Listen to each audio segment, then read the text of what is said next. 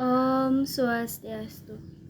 Halo teman-teman, perkenalkan nama saya Kade Purnami dengan NIM 2113091006 dari Prodi S1 Biologi absen 36. Baik, di kesempatan kali ini saya akan memaparkan mengenai jawaban LKM 7 Agama Hindu. Pertanyaan yang pertama, apa yang dimaksud dengan Trihitakarana? Trihitakarana ini berasal dari kata tri yang berarti tiga, hita yang berarti kebahagiaan, dan karana yang berarti penyebab. Jadi trihita karana berarti tiga penyebab terjadinya kebahagiaan. Dan pada dasarnya hakikat ajaran Trihita Karana menekankan tiga hubungan manusia dalam kehidupan di dunia. Yang pertama yaitu hubungan manusia dengan Tuhan, yang kedua hubungan manusia dengan sesama manusia, dan yang ketiga hubungan manusia dengan lingkungan atau alam. Soal kedua yaitu sebutkan dan beri contoh hubungan manusia dengan Tuhan sesuai dengan Trihita Karana. Contoh yang pertama yaitu salah satu yang dapat kita lakukan adalah dengan cara bersembahyang dengan mengucapkan mantra Tri Sandhya, yaitu 3 kali sehari, yaitu pada pagi hari, siang hari, dan malam hari. Contoh yang kedua yaitu pada tingkatan yang lebih tinggi kita dapat melakukan meditasi untuk menyatukan diri dan tanda syukur kita ke hadapan Ida Sang Hyang Widi. Contoh yang ketiga yaitu di samping itu upaya mengharmoniskan hubungan manusia dengan Tuhan bisa dilakukan dengan mencintai dan menyayangi semua makhluk hidupnya. Contoh yang keempat, melaksanakan Tirtayatra atau Dharma Yatra, yaitu kunjungan ke tempat-tempat suci. Contoh yang kelima yaitu melaksanakan yoga samadhi, dan yang terakhir yaitu menghindari perbuatan buruk atau selalu mengutamakan untuk berbuat kebaikan. Pertanyaan yang ketiga yaitu jelaskan dan beri contoh hubungan manusia dengan manusia sesuai dengan Trihita Karana. Yaitu contohnya yang pertama, pawongan, artinya hubungan yang harmonis antara manusia dengan manusia lainnya. Sebagai makhluk sosial, manusia tidak dapat hidup sendiri karena manusia dalam kehidupan yang berarti memerlukan bantuan dan kerjasama dengan orang lain. Oleh karena itu, hubungan antar sesama umat manusia harus selalu dijaga dengan baik dan harmonis. Contohnya, hubungan antar keluarga di rumah harus harmonis. Misalnya, contohnya itu menjaga hubungan baik antara kakak dan beradik. Dan yang kedua yaitu hubungan antar sesama dalam kelompok masyarakat lainnya juga harus harmonis.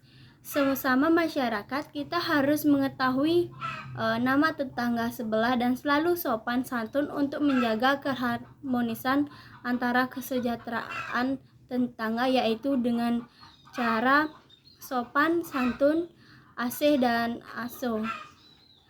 Soal keempat yaitu jelaskan dan berikan contoh hubungan manusia dengan lingkungan. Dalam upaya menjaga keharmonisan alam semesta ini, umat Hindu senantiasa menjaga keselarasan antara skala dan niskala, baik secara vertikal dengan Sang Pencipta dan lingkungan alamnya, maupun secara horizontal antara manusianya. Dengan demikian, terciptalah energi positif yang dapat memberikan aura dan nuansa magis atau spiritual. Ditambah lagi dengan semakin digerakkannya konsep Trihita Karana menjadikan masyarakat Hindu semakin harmonis dan mandara. Contohnya, menjaga kelestarian alam tidak terjadi hal-hal yang tidak kita inginkan seperti bencana alam yang terjadi. Kebanyakan ini Kita harus menjaga kebersihan alam kita, tidak boleh menguras isi alam itu saja dan tidak memperhatikannya. Kita sebagai manusia hendaknya dapat membedakan mana sebaiknya yang mesti kita lakukan dengan mana yang tidak patut untuk dilakukan atau ditiru. Agar Tuhan tidak murka, maka kita harus menjaga ciptaannya dengan baik. Alam ini merupakan ciptaan Tuhan yang patut dijaga kelestariannya. Soal kelima yaitu sebutkan fungsi dari Pancasembah.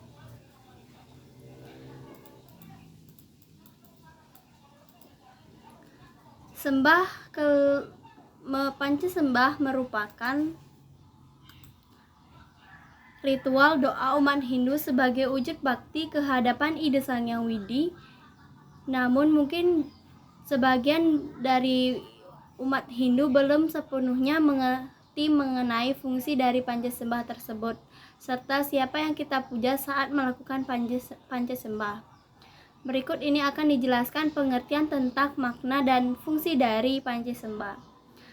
Sembah pertama yaitu merupakan sembah puyung atau sembah dengan tangan kosong yang ditunjukkan kepada Ida Sang Hyang Widiwasa dalam manifestasi beliau sebagai Sang Hyang Parama Atma dengan fungsi untuk menyatukan Atman dengan diri sehingga bakti kita kepada Tuhan menjadi nyambung. Sembah yang kedua yaitu menggunakan sarana bunga. Biasanya menggunakan bunga yang berwarna putih atau kuning yang ditunjukkan kepada Ida Sang Hyang Siwaraditya. Tujuan dari sembah kedua ini adalah memohon penyaksian dari beliau agar proses sembahyang kita disaksikan dan diturunkan secara niskala oleh beliau. Sembah ketiga yaitu menggunakan sarana kuangen atau bunga warna yang ditunjukkan kepada manifestasi Sang Hyang Widi tempat kita sembahyang. Misalnya saat sembahyang di Pura Pusah, berarti sembah kita ditunjukkan kepada Dewa Wisnu dan Batara Sri yang berstana di Pura Pusah. Dengan fungsinya yaitu sebagai sujud bakti kita kepada manifestasi Tuhan yang berstana di pura tersebut atas anugerah dan tuntunan yang telah diberikan kepada kita. Oleh karena itu, sebagai umat kita harus mengetahui masing-masing pura siapa manifestasi Tuhan yang berstana di sana, sehingga kita lebih mudah dalam menyebut dan memuja beliau. Sembah keempat yaitu menggunakan sarana kuangen atau bunga ditunjukkan kepada manifestasi Tuhan yang berstana di pura tempat kita sembahyang untuk memohon anugerah dan beliau agar masuk ke dalam diri. Pada prosesi inilah kebanyakan umat Hindu belum bisa merasakan betul anugerah yang beliau turunkan ke dalam diri karena pintu rohani atau cakra dalam diri masih tertutup.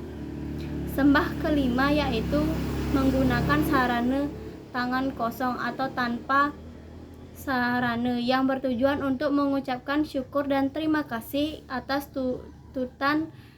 tuntunan dan anugerah yang diberikan saat kita sembahyang. Sekian dari pemaparan jawaban dari saya tutup dengan Paramasanti. Om Santi Santi Santi Om.